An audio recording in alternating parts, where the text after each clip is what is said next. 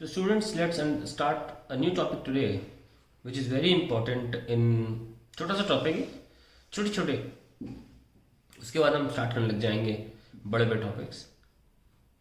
Torque, rotation motion को थोड़ा सा बिगिन करने के लिए पहले ये डेफिनेशन को स्ट्रॉन्ग करना ज़रूरी है। Now what is torque actually? देखिए, फोर्स जो होता है ना, फोर्स, उसके बहुत सारे इफेक्ट होते हैं। जैसे कि ये दो, मैंने फोर्स लगाया, दिस बॉडी वेंट इनटू कौन सा मोशन? Straight line motion.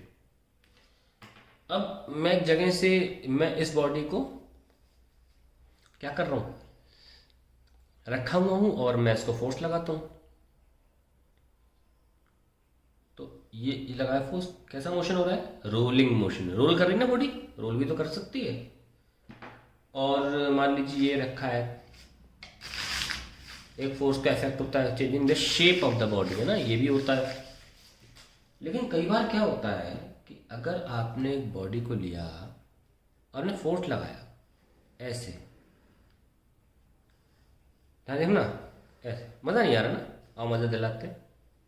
अब ये मैंने क्यों पकड़ा, देखते हैं, पहले लिख लेते हैं। तो और क्या है, क्या बोला? फोर्स के बहुत सारे इफेक्ट होते हैं। शेप से चेंज कर देना, ट्रांसलेटरी मोशन कर देना, एक्सेलरेशन कर देना बॉडी में, एक और होता है और turning effect of force. Turning effect of force. तो टॉर्क फोर्स का एक इफेक्ट होता है। Torque is an effect of force. Which one? A turning effect of force. Force when a body is hinged, तभी मैंने इसको हिंज किया था। आप एक स्ट्रेट बॉडी को कभी भी टर्न नहीं कर सकते, उसे कहीं से हिंज होना जरूरी है। when a body is hinged and the force is applied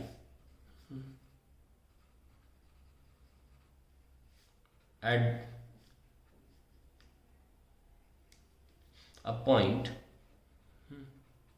away from the hinged point, away from hinged point, the body experiences a rotating effect या और turning effect called torque. It is denoted by Greek letter tau, spell as TAU, ठीक है, and it is a vector quantity. It is a vector quantity. मैं आपको पहले याद दिला दूं, वेक्टर का मतलब ये नहीं होता quantities which have magnitude and direction, ये नहीं होता है। Quantities which have magnitude and depend on the direction, they depend on direction, या their effect depend on direction, ये भी बोल सकते हैं। Quantities which have magnitude and their effect depends on direction, तब जाके वो वेक्टर कहलाती हैं। हैव नहीं होता, हैव तो बहुत सी चीज़ों में डायरेक्शन होता है, पर वो वेक्टर नहीं होती। पर द एंड रिजल्ट या द एंड, जो उनका जो इफेक्ट है वो एंड रिजल्ट पे फर्क पैदा करे, तब वो वेक्टर कहलाती हैं। अब जैसे कि आप अगर अपनी स्टेयरिंग व्हील को राइट घुमा दो तो राइट चले जाओगे, और लेफ्ट घुमा दो तो लेफ्ट चले जाओगे। यस और नो? ऐसा तो है नहीं आप स्टेयरिंग व्हील राइट घुमा रहे हो, जा अपनी जा सीधे रहे हो। तो टर्न करने का, टर्निंग किस दिशा में आप टर्न कर रहे हो, स्टीयरिंग व्हील ऐसे कर रहे हो तो आप इस तरफ चले जाओगे, ऐसे कर रहे हो तो इस तरफ चले जाओगे, बहुत मैटर करता है, ऐसा ना। वही फैन अगर एंटी क्लॉकवाइज मूव करे तो हमारी तरफ हवा फेंकेगा, और क्लॉकवाइज तो एग्जॉस्ट बन जाएगा, ठीक है। तो फर्क पड़ता है कि आपकी कोई बॉडी किस तरीके से टर्न कर रही है, रोटेट कर रही है। सो इसलिए ये एक वेक्टर क्वांटिटी है। Now let us mathematically understand the formula of it. Next page.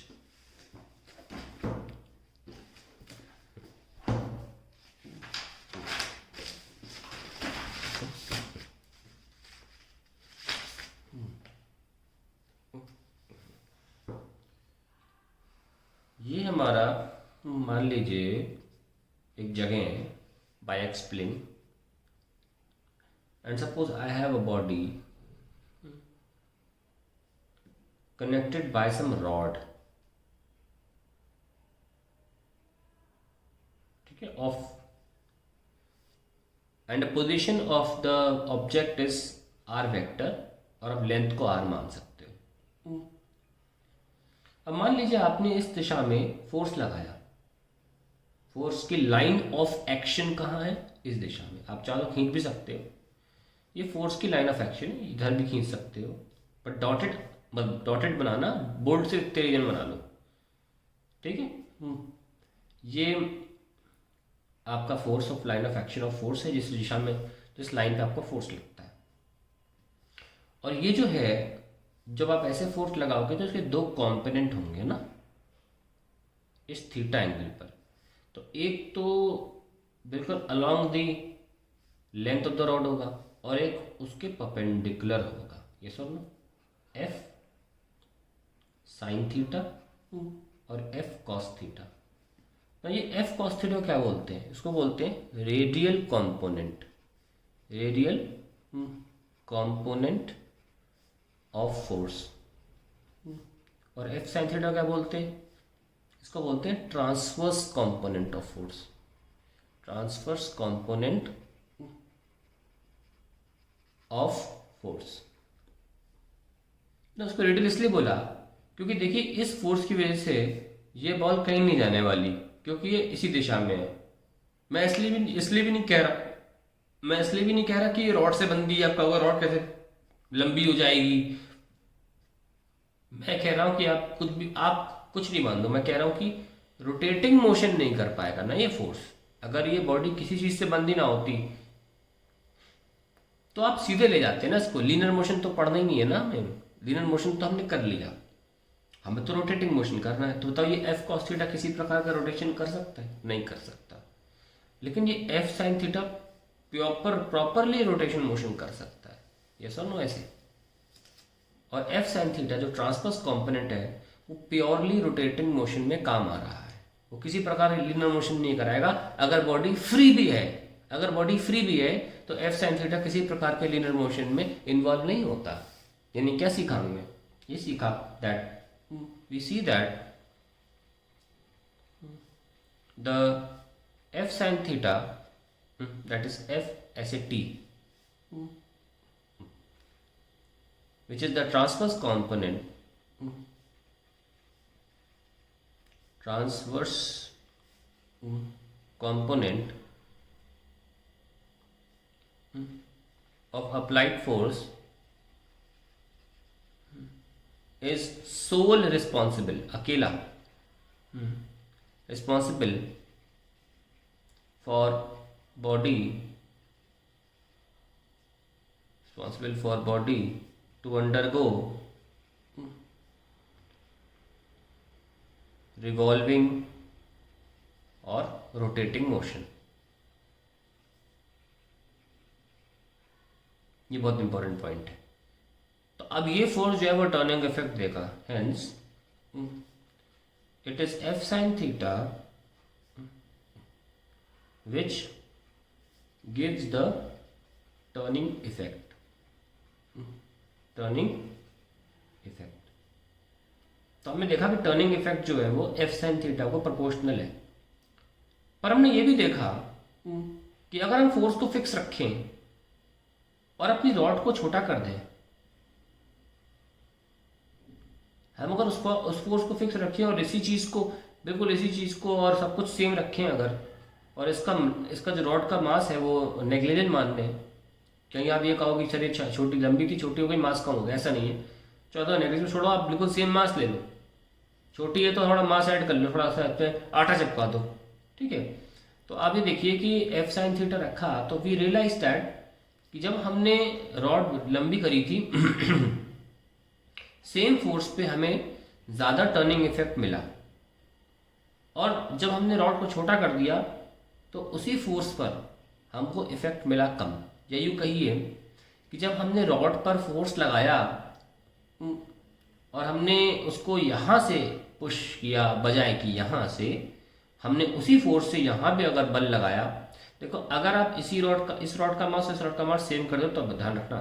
खैर, तो इस जो बच्चे कह रहे हो कि यहाँ पर प्रॉब्लम है कि यहाँ पे मास कम हो सकता है, कोई बात नहीं, आप इसी रॉड में आ जाओ, फोर्स यहाँ लगा लो, यहाँ लगा लो फोर्स, सेम फोर्स लगाना जो एफ साइन थीटा यहाँ लग रहा है, बिल्कुल वही इफेक्ट यहाँ होना चाहिए। तो आप नोटिस करोगे कि आपको इफेक्ट मिलेगा कम।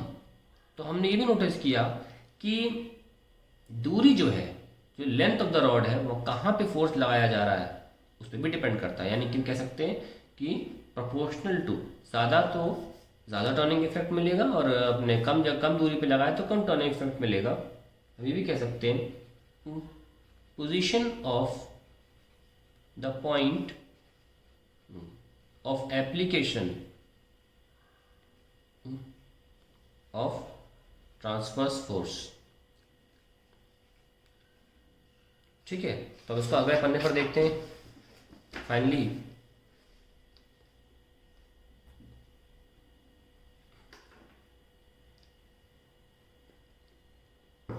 क्या कहानी पहुंची हमारी कि हमने ये मान लीजिए बॉल ली थी और हमें देखा टॉप proportional to F sine theta भी है और टॉप प्रोपोर्शनल टू आर भी है, जिस दूरी पर आप फोर्स लगा रहे हैं। अभी मैंने इस दूरी पर लिया था, कहीं और लगाओगे तो आपको कम टर्निंग इफेक्ट मिलेगा अगर पास में लगाओगे। यकीन नहीं आता, घर में दरवाजे तो होंगे, आप यहाँ पे खूंटा क्यों देखते हो?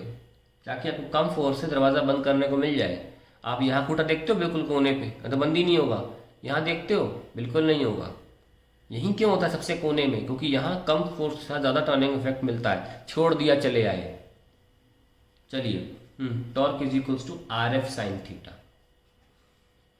Finally we have come to a final formula, and in vector form we write r cross f.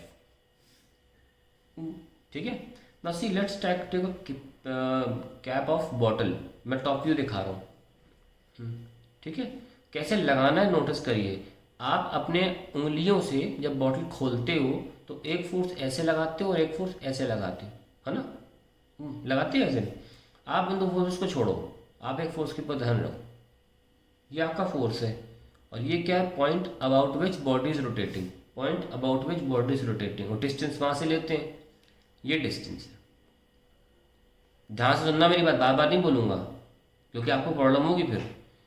ये एफ है, ये डिस्टेंस है, लेकिन जब ये डिस्टेंस ऐसे हो और एफ पर आके रुक जाए, यहाँ डिस्टेंस तो इतना ही लेना है, थोड़ा सा आप खींच दो हल्का सा एरो के लिए, एरो को बनाने के लिए थोड़ा सा आगे ले जाओ ताकि इसमें जा सकें हम। और अब हम करेंगे r cross F. R cross F का मतलब ये आर डायरेक्शन थी, ये एफ थी, तो आर क्रॉस एफ कैसा है अभी? एंटी क्लॉकवाइज, है ना? मतलब upward the plane of paper, क्योंकि एंटी क्लॉकवाइज का मतलब होता है outside the plane of paper या टूवर्ड्स योर आईज। तो डायरेक्शन ऑफ टॉर्क क्या हुआ? डायरेक्शन ऑफ टॉर्क बेटा एंटी क्लॉकवाइज नहीं हुआ। एंटी क्लॉकवाइज तो तुम्हारा सेंस है रोटेशन का। डायरेक्शन ऑफ टॉर्क जो है, सेंस ऑफ रोटेशन क्या है बोलो? Anti clockwise. जब कोई बोले यार रोटेशन का सेंस क्या है, सेंस ऑफ रोटेशन क्या है, ये परिभाषा जो भाषा है ना फिजिक्स में, क्या बोलती है, क्या आंसर मांगती है यार? सेंस ऑफ रोटेशन क्या है? क्लॉकवाइज या एंटी क्लॉकवाइज। परंतु टॉर्क सुनिए क्या है? एंटी क्लॉकवाइज तो upper the plane of paper, क्योंकि टॉर्क इफेक्ट है। टॉर्क एक इफेक्ट है, एक ऐसा नो, जैसे कि मैं ये इफेक्ट है तो मैं ये पेन जब इसमें एंटी क्लॉकवाइज सेंस में अपना हाथ घुमाता हूँ, देखो ये पीछे का पोर्शन बाहर आने की कोशिश कर रहा है। ठीक है, तो इफेक्ट क्या है टॉर्क का? टॉर्क क्योंकि एक इफेक्ट है तो फोर्स का इफेक्ट क्या है? इसको ढक्कन को ऊपर लाना, इसलिए बोलते हैं डायरेक्शन ऑफ टॉर्क क्या है? Towards you. और कैसे लिख सकते हो? Outside the plane of paper.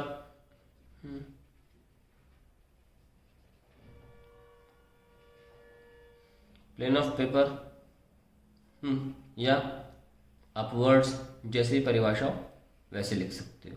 Best होता है टूवर्ड्स यू, क्योंकि इससे फ़ायदा ये रहता है, चाहे आप इस प्लेन में देख रहे हो, चाहे आप इस प्लेन में देख रहे हो, है ना, ऐसे भी देख रहे हो, क्लॉकवाइज है मान लो, क्लॉकवाइज का मतलब इस प्लेन में देख रहा हो तो क्या, away from you. Anti clockwise है तो टूवर्ड्स यू, ध्यान रखना है इसका। तो towards you, away from you best होता है, पर किसी भी प्लेन में वो आंसर सही आएगा, मतलब आपको निर्धारित नहीं करना पड़ेगा कि हम कहाँ हैं। ये तो हमारे टॉर्क की कहानी हो गई सारी। अब ये मैंने आपको इसलिए बताया भी क्योंकि जब आप ऐसे घुमाते हो तो चीज़ें बाहर आती हैं, ठीक है। अगर आपने मान लीजिए कोई कोई ऐसी चीज़ है, फोर्स ऐसे लगाया और वो ऐसे, आपने देखा ना, ऐसे घुमाया और बॉटल का ढक्कन बाहर आ गया। अगर ऐसा करते हैं, आप पेचकस भी ले लो, जब पेचकस से आप स्क्रू को एंटी क्लॉकवाइज करते हो तो स्क्रू खुल जाता है, बाहर आ जाता है, और क्लॉकवाइज करते हो तो कस जाता है। तो अगर हमने आर क्रॉस एफ की जगह एफ क्रॉस आर लिया होता तो जो सचमुच में हो रहा है उसके अकॉर्डिंग आंसर तो आ नहीं रहा होता। इसीलिए क्रॉस प्रोडक्ट में ये अरेंजिंग एक्सपेरिमेंट्स की बात की जाती है। एक्सपेरिमेंट में जब देखा गया कि एंटी क्लॉकवाइज में चीज़ें बाहर आ रही हैं, क्लॉकवाइज में चीज़ें अंदर जा रही हैं, तो हमने टॉर्क जो जैसा कि रियलिटी में हो रहा था उससे सही बैठाने के लिए हमने आर क्रॉस एफ लिया, ना कि एफ क्रॉस आर। तो ऑलवेज रिमेंबर दैट जो टॉर्क होता है, सॉरी कोई भी क्रॉस प्रोडक्ट जो होता है वो एक्सपेरिमेंट के बाद अरेंज किया जाता है कि उसे कैसे रखा है। अब टॉर्क चीज से क्लियर हो गया होगा, और डेफिनेशन लिख देते हैं इसकी टॉर्क की क्या है। वैसे मैथमेटिकल डेफिनेशन टॉर्क है, it is the product of either force and perpendicular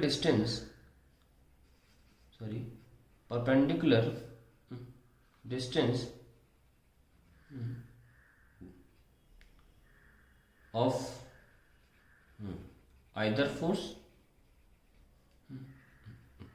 from the axis of rotation,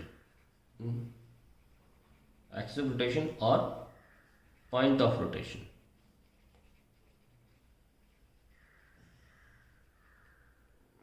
यानी कि यहां से। अब इसको अलग दिशा में देखते हैं जरा, एक अलग तरीके से भी देख सकते हैं टॉर्क को। देखिए सेम डायग्राम सेम बनाऊंगा, एक्सप्लेनेशन थोड़ा सा हल्का सा डिफरेंट होगा।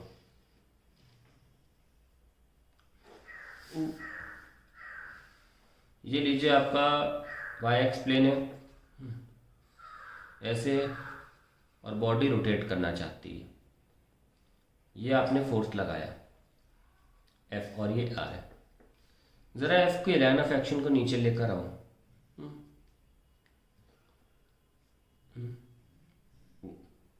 और इस पे परपेंडिकुलर गिरा दो। गिरा दिए, मान लो परपेंडिकुलर डिस्टेंस डी है, और ये तो थीटा था ही, है ना।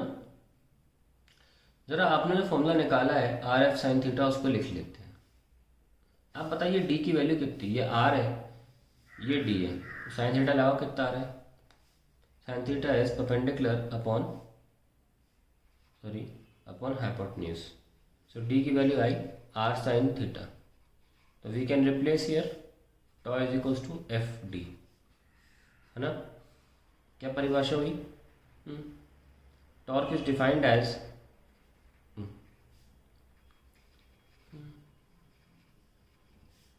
The product of applied force. अब कोई ट्रांसवर्स कंपोनेंट नहीं है, अब एक ही फोर्स ले रहा हूं, कोई ट्रांसवर्स के अकॉर्डिंग डिफाइन नहीं कर रहा।